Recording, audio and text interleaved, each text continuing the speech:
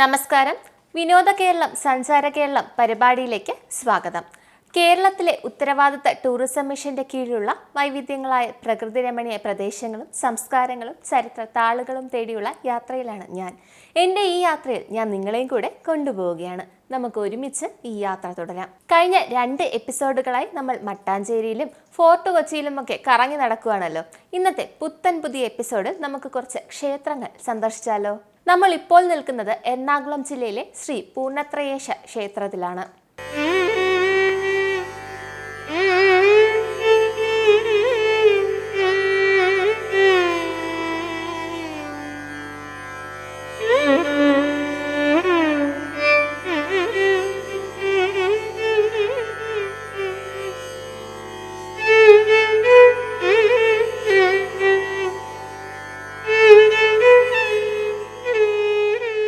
തൃപ്പൂണിത്തറയിൽ സ്ഥിതി ചെയ്യുന്ന ഈ ക്ഷേത്രം കേരളത്തിലെ എറണാകുളം ജില്ലയിലാണ്.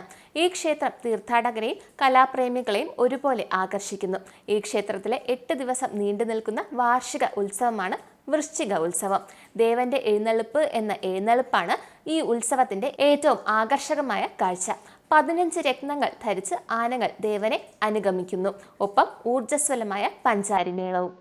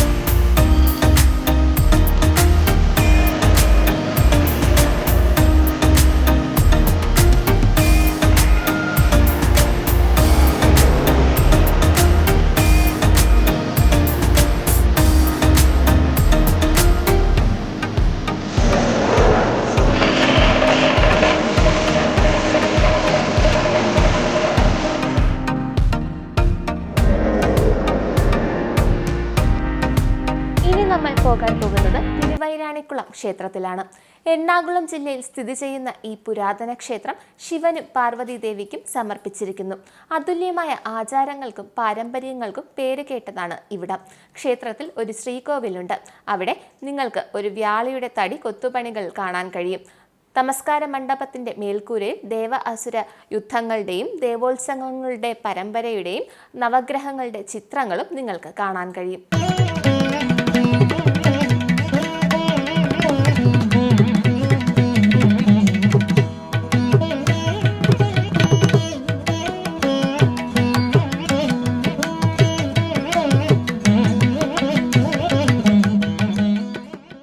ക്ഷേത്രത്തിന്റെ മറ്റൊരു പ്രത്യേകത ഇവിടെ ദേവിയുടെ ശ്രീകോവിൽ വർഷത്തിൽ 12 ദിവസം മാത്രമേ തുറന്നിരിക്കൂ എന്നതാണ്.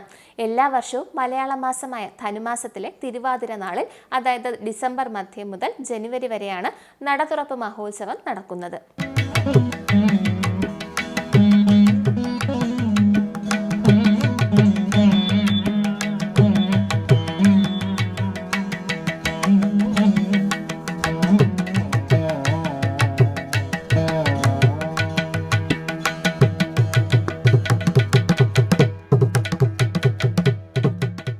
നമുക്ക് കുറച്ച് കടൽക്കാറ്റ് കൊണ്ട് നടന്നാലോ.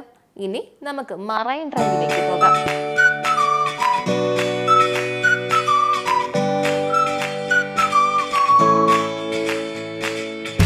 കൊച്ചിയിലെ marine drive APJ Abdul Kalam Marg എന്നും അറിയപ്പെടുന്നു. കേരളത്തിലെ എറണാകുളം ജില്ലയിലെ കായലുകളിലൂടെയുള്ള 3 കിലോമീറ്റർ നീളമുള്ള ഒരു നടപ്പാതയാണിത്.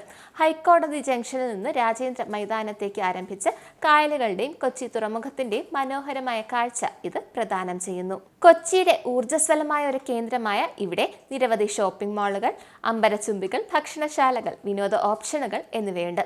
അറബിക്കടലിന്റെ റാണി, സൗന്ദര്യ റാണി എന്നർത്ഥം വരുന്ന അറബിക്കടലിന്റെ റാണി, അഴകിന്റെ റാണി എന്ന പദ്ധതിയിലൂടെ കേരള സംസ്ഥാന സർക്കാർ അടിസ്ഥാന സൗകര്യ വികസനം, ശുചിത്വം, പ്രദേശത്തിന്റെ സുരക്ഷ എന്നിവയിൽ പ്രവർത്തിക്കുന്നു. 1980കളിൽ മുംബൈയിലെ മറൈൻ ഡ്രൈവിൽ നിന്ന് പ്രചോദനം ഉൾക്കൊണ്ട് greater Cochin development authority marine drive പദ്ധതി ആരംഭിച്ചു. കൊച്ചിയിലെ മറൈൻ ഡ്രൈവിൽ പ്രത്യേകിച്ച് വൈകുന്നേരങ്ങളിലും രാത്രികളിലും ജനപ്രിയമായ വേമ്പനാട്ട് തടാകത്തിൽ ബോട്ടിംഗ് ലഭ്യമാണ്.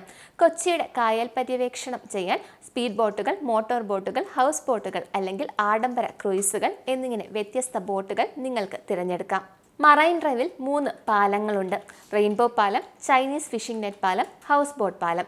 ഇവയിൽ ഓരോന്നിനും അതിൻ്റേതായ രൂപകൽപ്പനയുണ്ട്. കമാനാകൃതിയിലുള്ള റെയിൻബോ പാലം മഴവില്ല് നിറമുള്ള ലൈറ്റുകൾ കൊണ്ട് പ്രകാശിപ്പിക്കുന്നു. ഇത് രാത്രിയിൽ അത്ഭുതകരമായ കാഴ്ച നൽകുന്നു. മികച്ച ഷോപ്പിംഗ് അനുഭവത്തിനായി സന്ദർശകർക്ക് GCDA ഷോപ്പിംഗ് കോംപ്ലക്സ് സന്ദർശിക്കാം.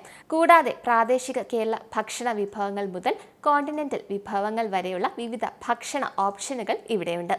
GCDA ഷോപ്പിംഗ് കോംപ്ലക്സിന് സമീപമുള്ള ജലധാര സന്ദർശകരുടെ പ്രിയപ്പെട്ട സ്ഥലമാണ്. അതേസമയം പൈപ്പ് റൈഡ് മാളിനടുത്തുള്ള പൂന്തോട്ടത്തിൽ വൈവിധ്യമാർന്ന സസ്യങ്ങളുടെയും പൂക്കളുടെയും ഒരു നിര തന്നെയുണ്ട്.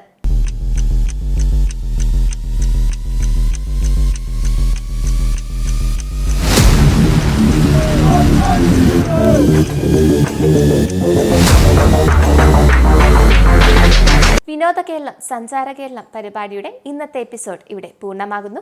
പുത്തൻ പുതിയ കാഴ്ചകളിലൂടെ അടുത്തൊരു എപ്പിസോഡിലൂടെ നമുക്ക് നമ്മുടെ യാത്ര തുടരാം. നന്ദി, നമസ്കാരം.